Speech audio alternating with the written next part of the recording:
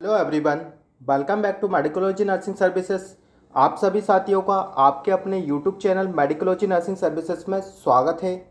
So friends, जैसा कि आप सभी फ्यूचर नर्सिंग ऑफिसर्स को पता है, आप सभी लोगों का exam Madhya Pradesh MPESB group 5 का एग्ज़ाम 27 ऑफ जून को होगा। ठीक है, उसी के देखते हुए हम आपके लिए क्लास कंडक्ट करवा रहे हैं। ठीक है, और आज का क्लास बहुत ही स्पेशल क्लास रहने वाला है। जैसा आपको थंबनेल में दिख रहा होगा, इसमें मैं कुछ गोल्डन पॉइंट्स आपके साथ कवर करने वाला हूं, जो कि सीधे ही आपको एग्जाम में देखने को मिलेंगे हूबहू। कुछ तो ऐसे ही क्वेश्चंस आपको देखने को मिल सकते हैं। तो कंसंट्रेट होकर अच्छे से पढ़िएगा, स्किप मत करिएगा और वीडियो का लिंक ज़्यादा से ज़्यादा बच्चों को शेयर कर दीजिएगा, ताकि इस प्रकार की क्लासेस का बेनिफिट सभी स्टूडेंट्स को मिल पाए और अपने एग्ज़ाम में बेहतरीन से बेहतरीन प्रदर्शन करके आए। ठीक है, और अभी तक आपने ग्रुप 5 के एग्ज़ाम पेपर को नहीं देखा है तो free of cost Medicology Nursing Services के चैनल द्वारा प्रोवाइड करवाए जा रहे हैं। यदि अभी तक आप नहीं देख पाए हैं तो नीचे डिस्क्रिप्शन में आपको नंबर मिलेगा, वहाँ पे मैसेज कर देना। देन अयो आपको जो एग्ज़ाम पेपर है वो आपको मिल जाएंगे। ठीक है, चलिए हम बढ़ते हैं बिना किसी टाइम डिले के हमारी अपडेट की ओर।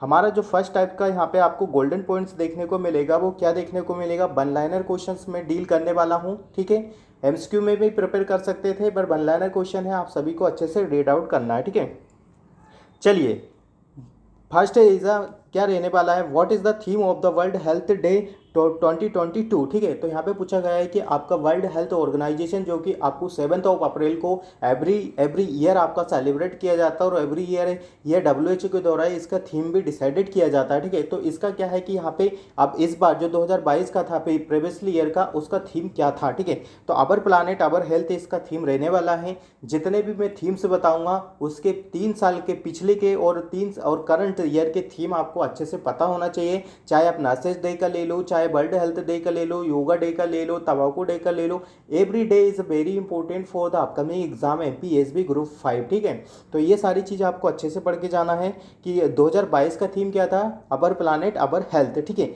वही बात कर लेते हैं कि 2023 का क्या है, तो ये भी आपको पता होना चाहिए कि 2023 का क्या है, हेल्थ फॉर ऑल। ठीक है, कितना है हेल्थ फॉर, अभी अभी रिसेंटली है, शायद ये सभी लोगों को आपको पता होगा क्या है, हेल्थ फॉर ऑल। ठीक है स्टूडेंट्स, तो आई होप यहाँ से आपकी सारी चीज़ें क्लियर हो गई होगी। चलिए नेक्स्ट नंबर के गोल्डन पॉइंट्स पे मूव ऑन करते हैं।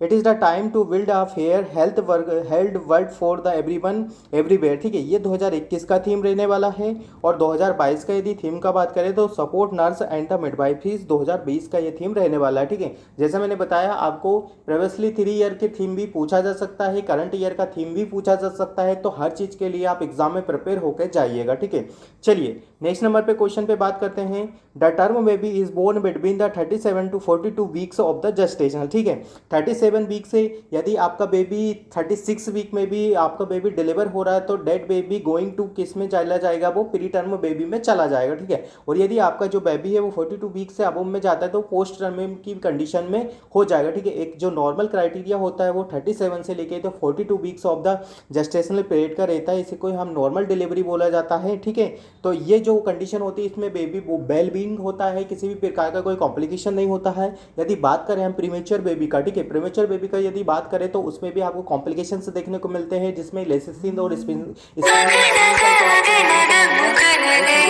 को मिलती है। ठीक है, लेसिथिन और माइलिसिन का आपको क्या रेशियो भी नहीं देखने को मिलता है। लंग्स अच्छी तरीके से मेच्योर नहीं होते हैं। ठीक है, लंग्स से भी क्या होता है कि स्टूडेंट्स अच्छी तरीके से क्या होते हैं, मेच्योर नहीं होते हैं, जिससे क्या होता है कि बेबी के 100 ज़्यादातर यदि देखा जाता है तो डेथ में पोस्ट मैच्योरिटी प्री मैच्योरिटी वाले बच्चे ज़्यादा कंसिडर किए जाते हैं और इनकी ज़्यादा डेथ हमको देखने को मिलती है। वो प्री मैच्योरिटी बेबी में हमेशा बच्चा क्या होगा, आपको LPW देखने को मिलेगा। LPW क्या आता है, लो बर्थ वेट बेबी देखने को मिलता है। ठीक है, जितना भी होता है कभी कभी क्वेश्चन बना के पूछ लिया जाता है कि विच बेबी इज़ अ मोस्ट, क्या बोलता है, विच बेबी का मोस्ट प्रोन टू हैविंग था, क्या बोलते हैं, लो बर्थ वेट बेबी। ठीक है, तो आपको हमेशा ही टिक करना है, वहाँ पे आपके हमेशा क्वेश्चन दे देंगे normal birth weight baby, post maturity, pre term 37 to 42 weeks, but आपको हमेशा किस पे राइट करना है, प्री मेच्योरिटी, क्योंकि प्री मेच्योरिटी जो बेबी होगा, ठीक है, वो हमेशा ही लो बर्थ वेट बेबी की कंडीशन में आएगा। ठीक है, मैं एडिशनल चीज़ें हर हर एक क्वेश्चन के साथ मैं आपको बता दूंगा, जो जो आपको एग्जाम के पॉइंट ऑफ व्यू से आने के चांसेस होंगे, क्योंकि ऐसा बहुत सारी चीज़ें होती है जब हम पढ़ाते आते हैं तो हमारे माइंड से निकलती है, और वो सब आप लोगों को पता होना चाहिए, ठीक है। वही बात कर लेते हैं, यदि आपका बेबी क्या बोलते हैं 42 वीक्स का होगा तो उसमें बहुत सारे चेंजेस ऐसे देखेंगे। अम्नियोटिक फ्लूइड का आपका क्या होगा, वॉल्यूम और जो उसका रेशियो होता है वो भी आपको कम देखने को मिलेगा, ठीक है।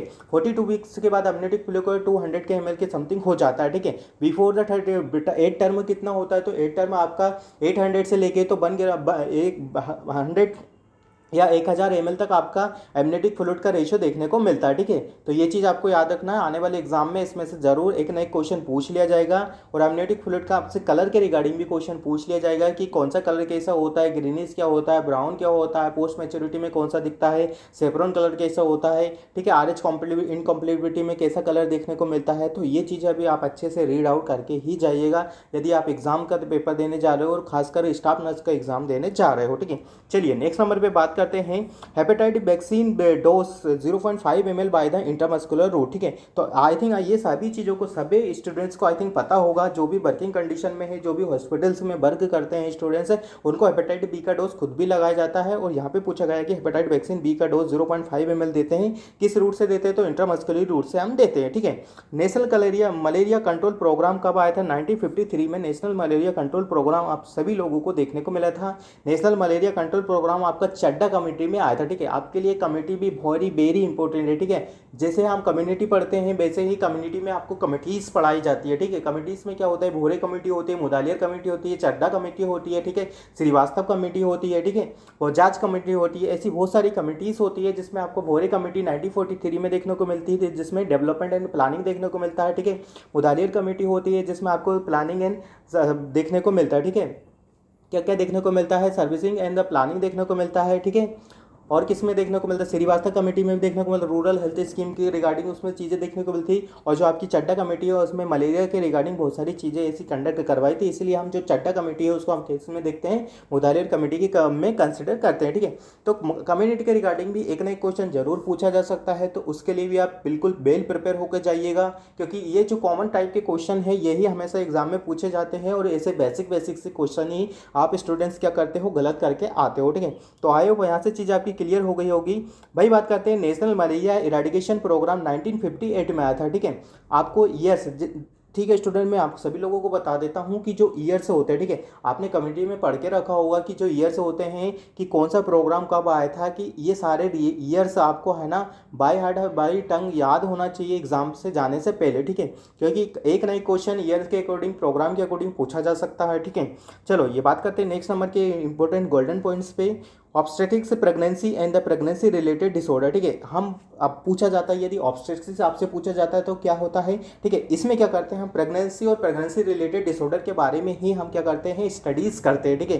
किसमें करते हैं, ओबीजी, जिसको बोला जाता है ऑब्स्टेट्रिक्स बोला जाता है, ठीक है। गायनोकोलॉजी में क्या करते हैं, नॉन प्रेग्नेंट लेडी में female reproductive system related disorder का हम स्टडी करते हैं, ठीक है। किसमें करते हैं, उसमें कोई भी प्रेगनेंसी की कंडीशन नहीं होती है जिसका हम स्टडी करते हैं, और related to disorder disease condition उसको गायनोकोलॉजी बोला जाता है, ठीक है। सिस्टम रिलेटेड डिसऑर्डर का हम डील करते हैं, ठीक है। तो यहाँ से आपकी ये दो डेफिनेशन भी क्लियर हो गई होगी। मिडवाइफरी नर्सिंग क्या होता है, providing nursing care to the pregnant lady during the labour and after the delivery, ठीक है। तो मिडवाइफरी नर्सिंग का मतलब क्या होता है कि हम किसी पर्सन या किसी जो भी प्रेगनेंसी की कंडीशन में जो लेडीज होती है उनको प्रोवाइड करना, क्या करना, केयर करना है during the labour and after the delivery, ठीक है। उसको हम मिडवाइफरी नर्सिंग कहते हैं। आफ्टर द डिलीवरी भी होता है, बिफोर द डिलीवरी भी होता है, और लेबर के समय भी जो हम केयर उनको प्रोवाइड करवा जाती है उसको मिडवाइफरीज बोला जाता है, ठीक है। चलिए नेक्स्ट नंबर पे बात करते हैं, एंड्रोलॉजी किसे बोला जाता है, तो एंड्रोलॉजी का मतलब होता है study of the male reproductive system, ठीक है। गायनोकोलॉजी किसे बोला जाता है, तो आप सभी लोगों को पता है गायनोकोलॉजी बोला जाता है study of the reproductive system of the female, ठीक है। मेल पेल्विक क्या होता है, एंड्रोइड पेल्विक को हम मेल पेल्विक बोला जाता है, ठीक है। फीमेल पेल्विस किसे बोला जाता है, गायनोकोइड पेल्विक, जिसे मैंने आपको मेरी पहली क्लास में भी आप सभी लोगों को इसको बहुत अच्छे से डील करवा दिया था कि चारों टाइप्स के पेल्विक्स क्या क्या होते हैं, ठीक है, किसका कितना डायमीटर्स होता है, ठीक है, किसका प्रोमिनेंट होता है, किसका नहीं नहीं होता है, और क्या बोलते हैं डिलीवरी के लिए मोस्ट प्रेफरेबल जो पेल्विक्स होता है वो कौन सा वाला देखने को मिलता है। तो आई थिंक ये चीज़ें भी मैंने आपको मेरी पहली क्लास में आपको बता दी थी, तो आपको ये चीज़ें समझ में आ गई होगी। चलिए नेक्स्ट नंबर का बात करते हैं, और कौन कौन से होते हैं। प्लेटिपुलोइड पेल्विक्स देखने को मिलता है, ठीक है। आपको चारों पेल्विक्स का अच्छे से याद रखना है, ब्रीम वगैरह अच्छे से याद रखना है, किसका प्रोमिनेंट होता है किसका नहीं होता है, ठीक है। किसमें इस्चियल स्पाइन प्रोमिनेंट होती है, ठीक है। किसका 90 डिग्री से अबव होता है, 70 डिग्री होता है, ठीक है। शेप क्या होता है, ठीक है। ये चीज़ें भी आप अच्छे से रीड आउट करके चाहिएगा, ठीक है। India is the first country that the started a family planning programme, ठीक है। यदि क्वेश्चन पूछा जाता है कि which country is started the first family planning programme, तो आपको बताना India is the first country to start the family planning programme, ठीक है। After that the many country following this, ठीक है। तो आई होप यहाँ से आपकी चीज़ें क्लियर हो गई होगी। चलिए बात करते हैं हम नेक्स्ट इंपॉर्टेंट थिंग का, वहीं बात करते हैं हम India is the first country of the for the family planning programme, but India is also first country to blindness control programme, ठीक है। ये ब्लाइंडनेस कंट्रोल प्रोग्राम के तहत भी हमारी फर्स्ट कंट्री इंडिया ही रहने वाला है, ठीक है। बात करते हैं नेक्स्ट नंबर के क्वेश्चन पे। Trachoma is the due to, किसके द्वारा होता है जो ट्रोकोमा होता है आपका क्लाइमेंडिया ट्रोकोमास्टिस की वजह से आपको देखने को मिलता है, ठीक है। वही बात करते हैं epistaxis is also known as nose bleeding, ठीक है। अब एपिस्टेक्सिस आपको को क्या बोला जाता है, तो आपसे अब ये नहीं पूछा जाएगा, ठीक है। अब एपिस्टेक्सिस का आपसे मैनेजमेंट पूछा जाएगा कि नर्सिंग इंटरवेंशन क्या होता है। यदि आप किसी वर्किंग कंडीशन में हो, किसी वार्ड में काम कर रहे हो, तो वहाँ पे आपके पास ऐसा पेशेंट आता है, तो आप उसको क्या इंस्ट्रक्शंस देंगे, क्या पोजिशंस देंगे, क्या क्या पेशेंट के साथ इंटरवेंशन करेंगे, ठीक है। यदि मान के चलिए आपके पास एपिस्टेक्सिस का पेशेंट आता है, तो सबसे पहले आपको असेस करना है कि उसका ब्लीडिंग वगैरह क्या है, ठीक है। एयरवे पैटर्न है या नहीं है, ठीक है। बात करना है, उसके बाद उसको लीन फॉरवर्ड वाली पोजीशन में रखना है, ठीक है। ज़्यादा कंप्रेस करना है, थोड़ी देर पिंच करने के लिए बोलेंगे कि आप अपने नोज़ को पिंच करके रखिएगा, ठीक है। फिर उसके बाद जो भी मैनेजमेंट आपका फर्दर ट्रीटमेंट होता है वो स्टार्ट कर दीजिएगा, ठीक है। आफ्टर डेट आपको मैनेजमेंट और पोजीशन का अच्छे से ध्यान रखना होता है कि हम ये वाले मरीज को कौन सा पोजीशन देते हैं, कौन सा नहीं देते हैं, to prevent from the bleeding, ठीक है। चलिए नेक्स्ट नंबर पे क्वेश्चन पे बात करते हैं कि नेक्स्ट नंबर का क्या रहने वाला है। आई होप आपको ये चीज़ें समझ में आ गई होगी। नेक्स्ट बात करते हैं फीमेल हार्मोन को किसे बोला जाता है। फीमेल हार्मोन को हम बोलते हैं एंड्रोजन, ठीक है। क्या बोला जाता है, फीमेल हार्मोन को हम बोलते हैं एंड्रोजन्स बोला जाता है, ठीक है। स्पर्मेटोजेनेसिस क्या होता है, स्पर्म फॉर्मेशन, ठीक है। स्पर्मेटोजेनेसिस क्या होता है, टू फॉर्म द स्पर्म, ठीक है। कितने दिन में अब एक स्पर्म का फॉर्मेशन आपको देखने को मिलता है, 61 डेज में आपका कंप्लीट स्पर्म का फॉर्मेशन आपको देखने को मिल जाता है, ठीक है। ओजेनेसिस क्या होता है, ओवम फॉर्मेशन, ठीक है। जो कि ओजेनेसिस होता है वो आपको 10 से लेकर जो 14 डेज के आफ्टर द इंटरकोर्स आपको ये चीज़ें देखने को मिल जाती है, ठीक है। चलिए नेक्स्ट नंबर की बात करते हैं। लेशमेनिया मेनेसे डोनोवानी कोज द काला आजार डिसीज, ठीक है। ये इसका पॉजिटिव एजेंट है, आपको ये चीज़ें बाय हार्ट ही याद करना ही होगा, ठीक है। Main responsibilities of the ASHA, ASHA का फुल फॉर्म कभी कभी पूछा जाता है, accredited social health activist is ASHA का फुल फॉर्म होता है कितनी पॉपुलेशन को कवर करके रखती है, तो पॉपुलेशन को 1000 पॉपुलेशन को ये कवर करके रखती है, ठीक है। आशा को ही क्या बोला जाता है, ASHA is a making availability of the institutional ANC and the PNC and the accompanying pregnant, ठीक है। क्या करती है आशा का, यदि वर्क पूछा जाता है या पर्पस पूछा जाता है कि जो एएनसी होती है आपकी खासकर रूरल एरिया में, उन सभी को कन्वे करती है कि to deliver in the institute delivery, ठीक है। आपके डीएच वगैरह में डिलीवरी करवाने के लिए, सीएससी पीएचसी में डिलीवरी करवाने के लिए उनको इंकरेज करेगी, उनको बताएगी कि डिलीवरी होने के क्या पर्पस होते हैं, कितना इंसेंटिव आप सभी लोगों को मिलेगा, और आशा को भी इंसेंटिव मिलता है कि डिलीवरी कंडक्ट करवाने का, ठीक है। बहुत सारे ऐसे जो उनके काम होते हैं, आयरन फोलिक वगैरह सप्लीमेंट और आंगनबाड़ी वर्कर के साथ जो कोलाब करके जो काम करते हैं, वो भी एक आशा का बहुत इंपॉर्टेंट काम यहाँ देखा जाता है, ठीक है। चलिए बात करते हैं नेक्स्ट नंबर पे क्वेश्चन पे, women to health care for the institutional delivery, ठीक है। जैसा मैंने अभी आपको बताया कि to promote the institutional delivery, ठीक है। यदि आशा का आपसे वर्क पूछा जाता है एक मैनी अदर क्वेश्चन में कि पर्पस या फंक्शन क्या होता है, to promote the institutional delivery, ठीक है। तो चलिए नेक्स्ट नंबर पे बात करते हैं, क्या गोल्डन पॉइंट्स आप सभी लोगों के लिए रहने वाला है। Q fever is a caused by the Coxiella burnetii, ठीक है। जो क्यू फीवर होता है आपके कॉक्सिजेला बर्नेटी की वजह से कोज होता है, ठीक है। स्पर्म का साइज पूछा जाता है, तो what is the size of the sperm, तो स्पर्म का साइज होता है 50 माइक्रोन, ठीक है। कितना होता है स्टूडेंट्स, तो 50 माइक्रोन होता है। ओवम का साइज पूछा तो 130 माइक्रोन आपको देखने को मिलता है। Smallest cell of the male body क्या है, स्पर्म है, ठीक है। स्मॉलेस्ट सेल बॉडी यदि आपका पूछा जाता है तो स्पर्मिंग होता है। Smallest cell of the female body is a platelet, ठीक है।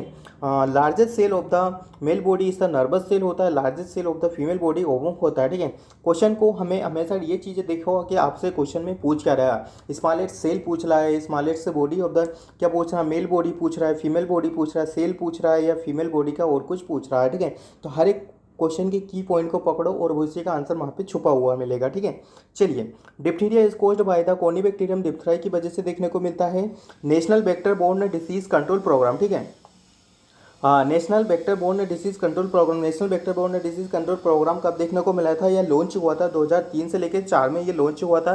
इसमें 6 डिसीज से प्रिवेंट करते हैं, जिसमें आपको कौन कौन सी डिसीज देखने को मिलती है? 6 वेक्टर बोर्न डिसीज से प्रिवेंट करते हैं, ठीक है। Prevention and the control of the 6 vector borne diseases, ठीक है, जिसमें national bacteria borne control programme इसमें कराइज किया गया है, ठीक है। Charak is also known as the father of the Indian medicine, ठीक है। नेक्स्ट नंबर का गोल्डन पॉइंट है कि Charak is also father of the Indian medicine. कभी कभी पूछा जाता है तो आप एग्जाम में बहुत अच्छे से मार्क कर सकते हो कि Charak is also the father of the Indian medicine, ठीक है। Measles vaccine give at the 9 month of the age, ठीक है। जैसे मैंने सभी लोगों को मैंने पिछली क्लास में भी शायद ये बताता दिया था कि जो मीजल्स का डोज हम लगाते हैं कितने मंथ पे लगाते हैं इन द इम्यूनाइजेशन शेड्यूल। तो 9 मंथ ऑफ एज पे हम मीजल्स का डोज लगाते हैं। कितना? सबक्यूटेनियसली लगाते हैं, 0.5 ml लगाते हैं। कितना लगाते हैं? 0.5 ml लगाते हैं, ठीक है। कितना डोजेज देते हैं? तो आप सभी लोगों को पता है कि 0.5 ml हम डोजेज मीजल्स का लगाया जाता है। मीजल्स के डोजेज के साथ ही हमें किसका लगाया जाता है? विटामिन ए का, जो कि मैं पहली क्लास में बता दिया हूँ। जो बच्चों को समझ में नहीं आ रहा है वो पुरानी क्लासेस एक बार अच्छे से रीड कर लीजिएगा, सारा डिटेल में बताया हुआ है, ठीक है।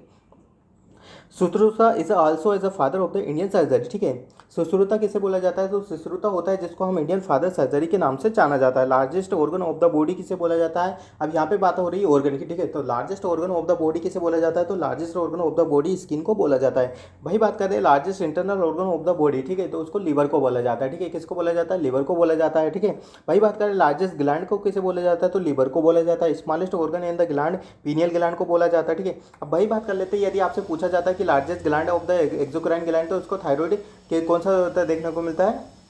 थायराइड ग्लैंड देखने को मिलता है, ठीक है। भाई बात कर लेते हैं कि अब नेक्स्ट नंबर के इंपॉर्टेंट गोल्डन पॉइंट का क्या रहने वाला है? Also known as the biological clock, जिसको हम पीनियल ग्लैंड बोलते हैं, उसको हम उसको हम उसको हम क्या बोलते हैं? उसको बायोलॉजिकल क्लॉक भी बोला जाता है, ठीक है। क्या बोला जाता है? बायोलॉजिकल क्लॉक भी उसको बोला जाता है। Malaria is spread by the Anopheles mosquito, ठीक है। आपको यह याद रखना कि मलेरिया किसकी वजह से फैलता है? तो मॉस्किटो की वजह से फैलता है, ठीक है। काला आजार कंट्रोल प्रोग्राम 1990 से लेकर 1991 में देखने को मिला था, ठीक है। नेशनल फाइलेरिया कंट्रोल प्रोग्राम 1955 में आया था। Life span of the sperm कितना होता है? 48 to 72 हार्स होता है। वही बात कर रहे हैं sperm life span of the ovum का, तो 12 से लेकर तो 24 आवर आपको देखने को मिलता है, ठीक है। कितना मिलता है? 12 से लेकर 24 आवर आपको देखने को मिलता है, ठीक है। ऑर्गन ऑफ द ओवुलेशन किसे बोला जाता है? तो ओवरी को बोला जाता है। Organ of the fertilization fallopian tube में होता है। आप सभी लोगों को आई थिंक ये चीज़ें पता होगी। Organ of the implantation uterus को बोला जाता है। एक्सटर्नल जेनाइटर ऑर्गन किसे बोला जाता है? Situated outside of the body, ठीक है। इसकी क्या होता है? Situated outside of the body होता है। आल्सो नोन एज द बल्बा या पुडेंडम, जिसको हम एक इमेजिनरी लाइन होती है जो कि आपके फीमेल्स पेल्विक में देखने को मिलती है, ठीक है। जिसमें आपको बोन्स बोबिक्स मेजोरा माइनोरा ये सारी चीज़ें देखने को मिलती है, और हमको एक क्राइटेरिया सेट करते हैं जिसमें हमको वेस्टिबल या पुडेंडम देखने को मिलता है, ठीक है। चलिए, बल्बा जिसको हम बोला जाता है, ठीक है। चलिए नेक्स्ट नंबर पे बात करते हैं जेपेनिस एन्सेफेलाइटिस पॉजिटिव एजेंट क्या होता है? तो ग्रुप बी का अरबो वायरस का फ्लेवी वायरस के कारण होता है, ठीक है। डेंगू फीवर क्या होता है? तो डेंगू जो फीवर होता है अरबो वायरस होता है, फ्लेवी वायरस होता है, ठीक है। डेंगू का भी कौन सा होता है? अरबो वायरस की फैमिली से बिलोंग करता है, ठीक है। वेक्टर क्या होता है? एडिस एजिप्टी, ठीक है। अब यहाँ पे हमेशा ही क्वेश्चंस और कंफ्यूजन क्रिएट होता है बच्चों के मन में कि वेक्टर क्या होता है और क्या बोलते हैं पॉजिटिव एजेंट क्या होता है। वेक्टर होता है कि जहाँ से आपका वेक्टर एक टाइप का स्पेसीज रहता है जिसमें कि किस टाइप के आपके जो डिसीज कंडीशन कोज करने की उसमें कैपेबिलिटी आपको देखने को मिलती है, ठीक है। तो डेंगू का यदि आपसे पूछा जाता है कि वेक्टर क्या होता है तो एडिस एजिप्टी देखने को मिलता है, ठीक है। और वही बात करें वायरस का तो कौन सा होता है? फ्लेवी वायरस आपको देखने को मिलता है, ठीक है। तो फ्लेवी वायरस से आपका एडिस एजिप्टी का पॉजिटिव एजेंट देखने को मिलता है, ठीक है। चलिए डेंगू का हो गया, ठीक है। हमेशा आपको याद रखना है कि डेंगू मलेरिया इनके जो होंगे कॉजेटिव एजेंट अलग होंगे और आपके वेक्टर्स अलग होंगे, ठीक है। तो इन दोनों चीज़ों में आपको क्या है डिफ्रेंशिएट करना बहुत ही ज़रूरी है कि कॉजेटिव एजेंट क्या होता है, वेक्टर क्या होता है, ठीक है। During the epidemic first case to come attention to the investigation is also known as index case, ठीक है।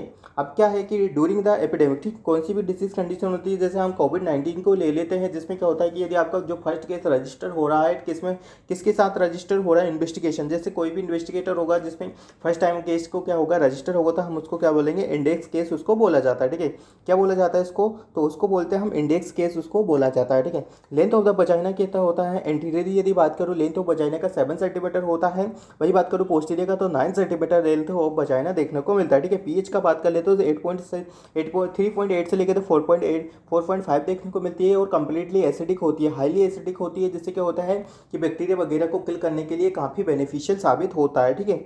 वही बात कर लेते हैं पीएच हो तो vagina is acidic from the puberty to menarche, ठीक है। प्यूबर्टी से लेकर तो मेनार्की तक आपको एसिडिक देखने को मिलती है because of the lactobacillus species bacteria, ठीक है, इसकी वजह से देखने को मिलती है, ठीक है। एग्जाम्पल का बात करें तो Doderlein bacilli convert glycogen in the vaginal cell to lactic acid, ठीक है। जितना लैक्टिक एसिड बनेगा उतना HCl का आपको देखने को मिलेगा, ठीक है।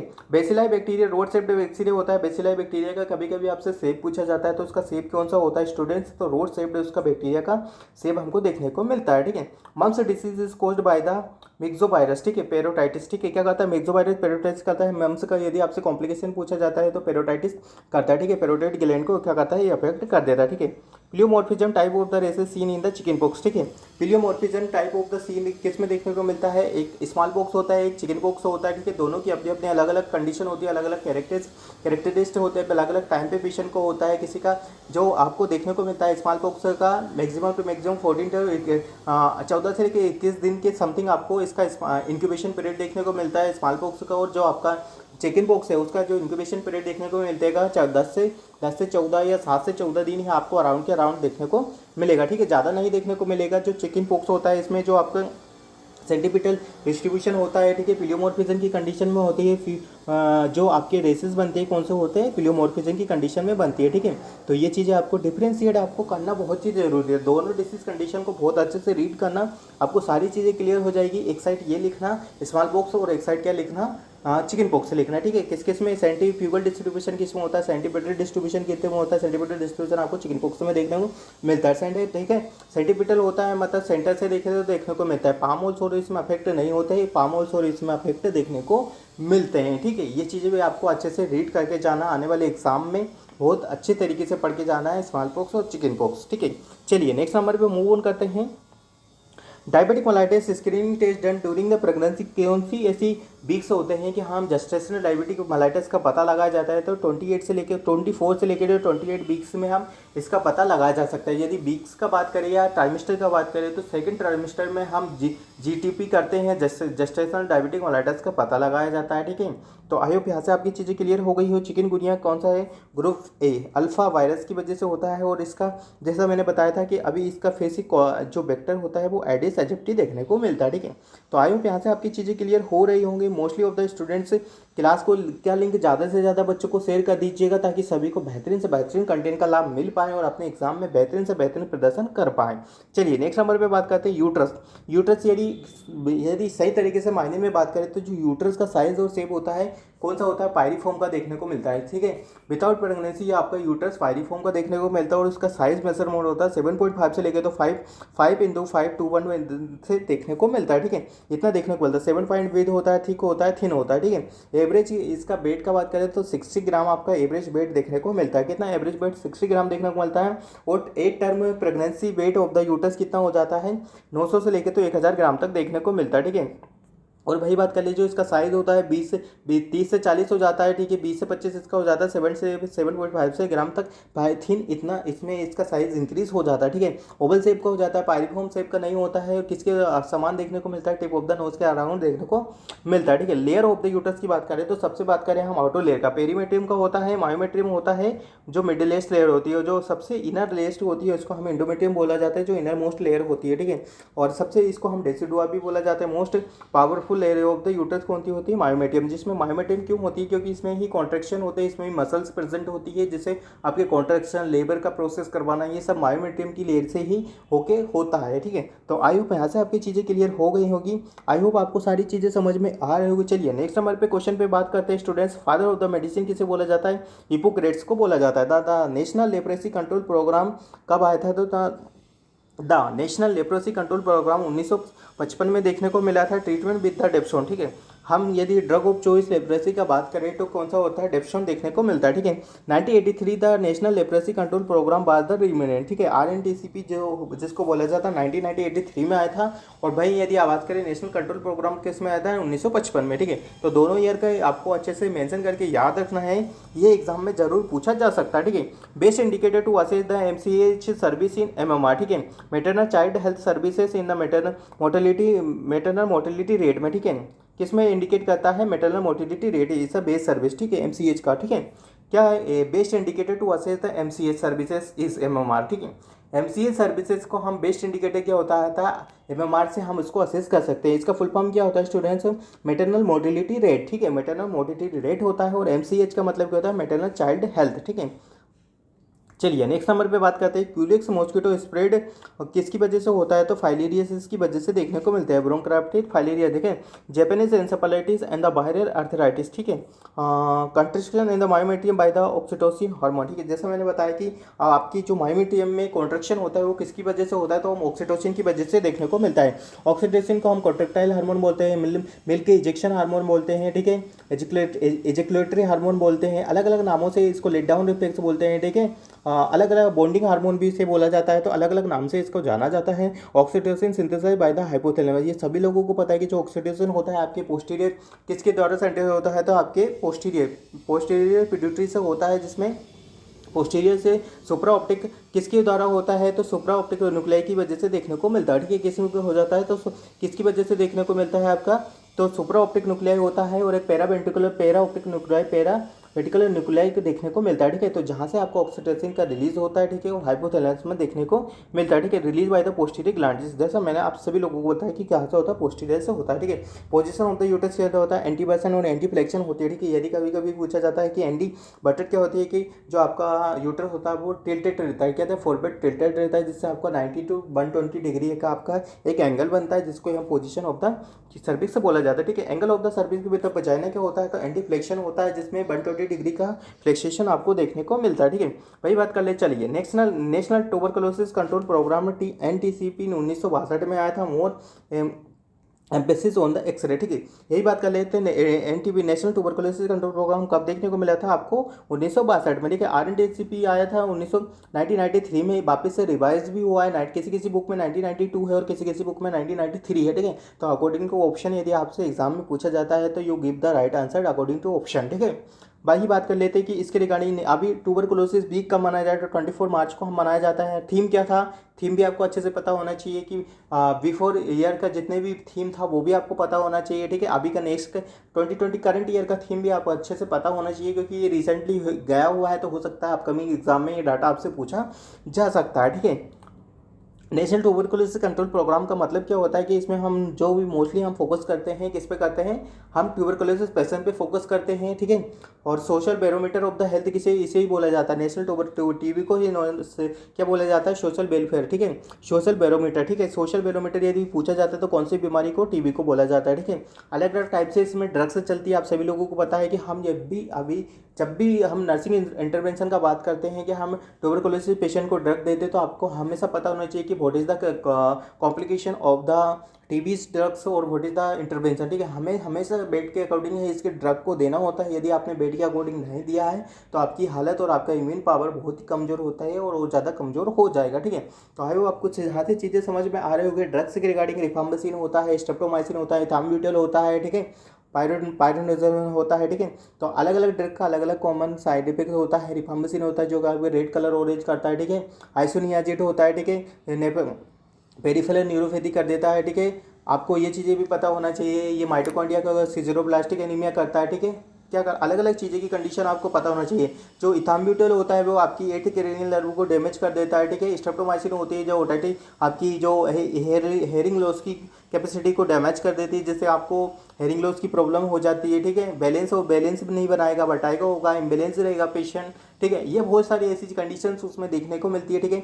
और सारी ही बैक्टीरियोस्टैटिक होती है। बाकी जो आपकी स्ट्रेप्टोमाइसिन या इथाम्ब्यूटल होती है बैक्टीरियोसिडल होती है, ठीक है। तो ये चीज़ें भी आपको पता होना चाहिए। रिगार्डिंग टू आपको ये चीज़ें पता ही होना चाहिए। जब भी आप एग्जाम के लिए जा रहे हो तो आपको ट्यूबरकुलोसिस के रिगार्डिंग एक ना एक ड्रग हमेशा पूछा जा सकता है, ठीक है। तो आई होप आपको यहाँ से चीज़ें समझ में आ गई हो। यदि आपका मल्टी ड्रग रेसिस्टेंट टीबी हो जाता है, ठीक है, यदि आपका ये सारी ड्रग्स काम नहीं कर रही तो फिर आप फर्दर और आगे ट्रीटमेंट पे जा सकते हो। और यदि यही वाली ड्रग्स से आपको रेसिस्टेंस हो जाता है तो मल्टी ड्रग भी देखने को मिलता है, ठीक है। तो ये चीज़ें भी आपको पता होना चाहिए कि क्या होता है क्या नहीं होता है, ठीक है। तो चलिए नेक्स्ट नंबर पे बात करते हैं कि नेक्स्ट नंबर क्या रहने वाला है। आरएनटीपीसी, जैसा मैंने आप सभी लोगों को बताया कि 1993 में हुआ था और आरएनटीपीसी के बेस्ड के अकॉर्डिंग ही आपको डोर से देखने को मिला था, direct observe treatment short course, ठीक है। इसका फुल फॉर्म हमेशा पूछा जाता है तो आपको हमेशा इसका फुल फॉर्म याद ही रखना होता है, ठीक है। तो आई होप आपको यहाँ से चीज़ें समझ में आ गई। यदि चीज़ें समझ में आ रही है, क्लास समझ में आ रहा होगा और आगे की क्लास को आपको कंटिन्यू चाहिए तो आप ज़रूर वीडियो के लिंक पे जाइएगा और चैनल को ज़रूर से ज़रूर सब्सक्राइब कर दीजिएगा। और ये क्लास में जब भी आपको लगता है कि हाँ क्या ऐड करना चाहिए और इसमें और क्या आपको और एड ऑन की ज़रूरत है तो आप वो भी हमें बता दीजिएगा कि हम नेक्स्ट क्लास में और इससे बेहतरीन से बेहतरीन एक्सप्लेन करने की कोशिश करेंगे। चलिए pulse polio immunisation PPI programme in India launch in the 1995 में हुआ था, ठीक है। फर्स्ट राउंड कब हुआ था तो 9 दिसंबर से 1995 से लेके तो 20 जनवरी तो 1996 में देखने को मिला था, ठीक है। चलिए किसमें देखने को मिला था स्टूडेंट, 1996 में देखने को मिला था। तो स्टूडेंट्स आई होप आपको आज का हमारा क्लासेस समझ में आया होगा, ठीक है। यदि क्लासेस अच्छा लगा हो, जो गोल्डन पॉइंट्स आप सभी लोगों के साथ डील करवाएं, यदि सच में आप सभी लोगों के लिए बेनिफिशियल हो रहे हैं तो क्लास के लिंक के नीचे डिस्क्रिप्शन में आप इसका जरूर रिव्यू लिखिएगा, ठीक है। कमेंट बॉक्स में अपना रिव्यू लिखिएगा और वीडियो का लिंक ज़्यादा से ज़्यादा बच्चों को शेयर कर दीजिएगा। यदि आपको आगे भी ऐसा ही क्लास चाहिए जो कि आपको वन लाइनर क्वेश्चन सीधे एग्जाम में देखने को मिलती है तो हमें कमेंट बॉक्स में कमेंट करके जरूर बताइएगा कि आपको क्लासेस चाहिए या नहीं चाहिए। आगे का क्लास आपके रिस्पॉन्स के बेस्ड पे ही डिपेंड होगा। यदि आपका रिस्पॉन्स अच्छा रहा तो हम आगे कंटिन्यूसली ऐसी ही क्लासेस कंडक्ट करवाएंगे। इसमें काफ़ी सारा आपको क्लासेस देखने को मिल जाएगा। जो मेरे पास इतना क्वेश्चंस है इसमें कि आपको इसमें से काफ़ी क्वेश्चंस आपको एग्जाम में देखने को मिलेंगे, ठीक है। तो आई होप आपको समझ में आ गया होगा। अपना स्टडी अच्छे से करिएगा, वीडियो का लिंक ज़्यादा से ज़्यादा बच्चों को शेयर कर दीजिएगा ताकि सभी को बेनिफिट मिल पाए और सभी बेहतरीन तरीके से अपना स्टडी कर पाए। मिलते हैं नेक्स्ट क्लास में। वीडियो में के नीचे कमेंट बॉक्स में अपने कमेंट्स अपने फीडबैक जरूर पुटअप करिएगा, तभी आपको आगे का क्लासेस देखने को मिल सकता है। और किसी को एग्जाम पेपर चाहिए तो मेडिकोलॉजी नर्सिंग सर्विस से free of cost exam paper भी वो बाय कर सकता है। कोई चार्जेस नहीं लिए जाएंगे, बस डिस्क्रिप्शन में आपका नंबर लिखना है और वहाँ पे जाके आपका नाम और पता आपको बताना है कि आप कहाँ के हो और कहाँ से बिलोंग करते हो, ठीक है। तो मिलते हैं नेक्स्ट क्लास में, जब तक आप अच्छे से स्टडी करिएगा। Thank you so much guys, keep watching us, share this video maximum to maximum future nursing officers. Thank you so much guys.